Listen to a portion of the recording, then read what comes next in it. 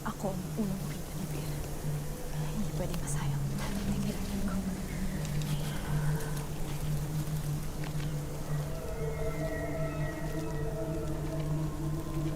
Mare?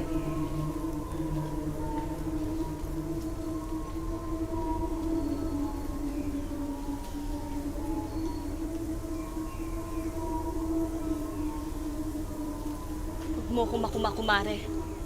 Alam ko ng lahat. Anong ibig mong sabihin? Kaya ka ba nandito dahil sasalubungin mo rin ang asawa ko? Wala akong kamalay-malay na ang kinuha kong ninang ng anak ko parang hunyango. Mapagbalat kayo! Kumari sa umaga, ahas sa gabi! Natatakot ka ba sa ahas?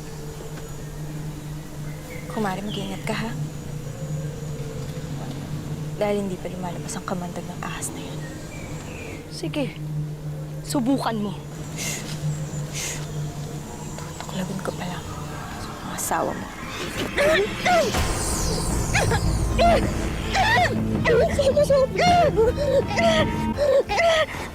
Hoy! Hoy! Tigilan niyo yan! Tigilan. Umuwi tayo.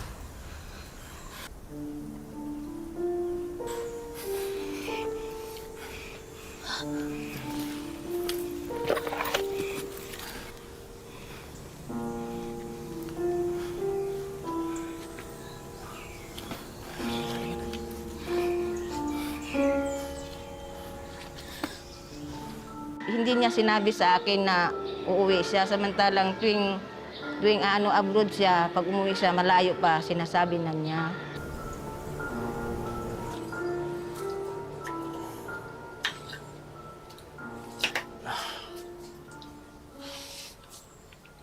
Mahal, gusto mo tulungan kita?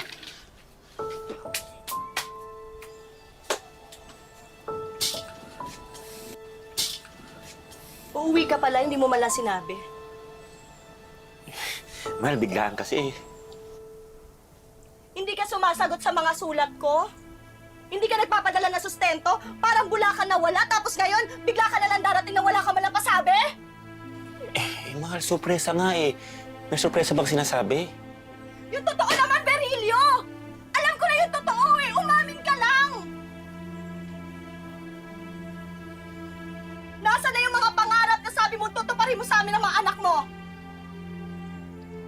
Umamin ka sa akin! May ibang babae ka ba? Ha?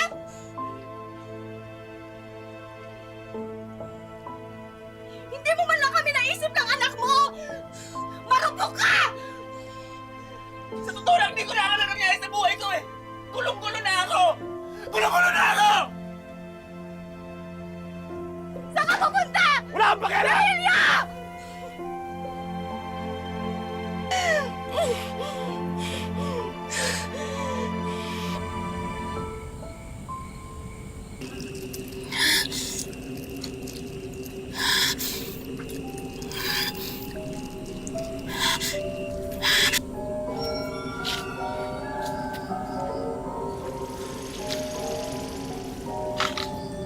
Beer?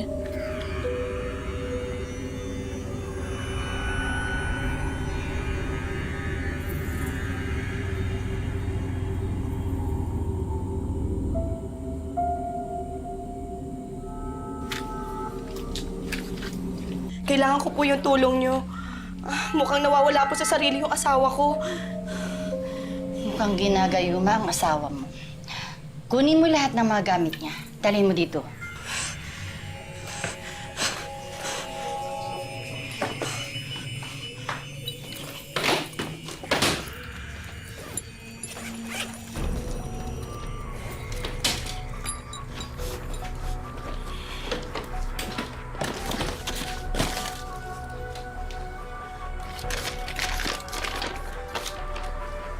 Ikaw, ako, tayo.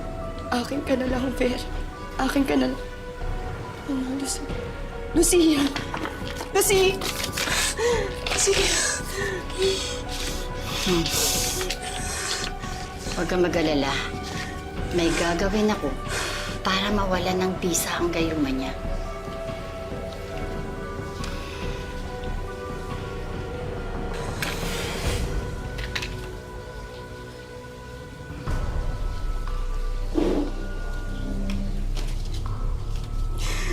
Mahal na mahal ka namin, Vel. Kami pamilya mo. Isipin mo, Vel, si Junior. Alang-alang sa kanya lumaban ka. Huwag kang magpapatalo.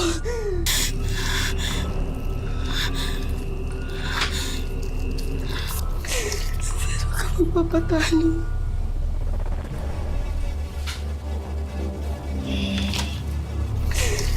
Huwag kang magpapatalo.